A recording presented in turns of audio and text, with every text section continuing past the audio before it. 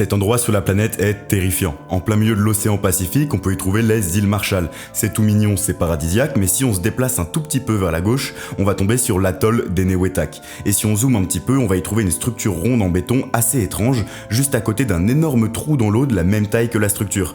Mais alors, qu'est-ce que c'est? Qu'est-ce qui est enfermé dans ce truc? Et surtout, la bonne question, c'est qu'est-ce qu'il s'est passé? Et ben en fait, toute cette zone, donc l'atoll d'Enewetak et tout ce qu'il y a autour, a littéralement été un terrain de jeu d'essais nucléaires. Et vraiment, toute la zone a été bombardée sans retenue. Rien que sur l'atoll d'Enewetak, c'est 43 bombes nucléaires qui ont été envoyées, dont la première bombe à hydrogène de l'histoire en 1952. Et tu t'en doutes, mais ce fut un désastre énorme pour toute la vie animale et végétale de l'endroit. C'est seulement 25 ans plus tard que l'armée américaine lance une opération de décontamination de la zone. Sauf que 25 ans, c'est long, et la contamination a largement eu le temps de s'étendre et de partir un peu à droite à gauche. Donc ce qu'ils ont fait, c'est qu'ils ont mis tous les déchets qu'ils ont trouvés dans un cratère, et ils l'ont recouvert de béton. C'est donc ça qu'on voit, une énorme poubelle de déchets radioactifs. Le problème, c'est que cette poubelle, elle devait être temporaire, juste pour limiter les dégâts.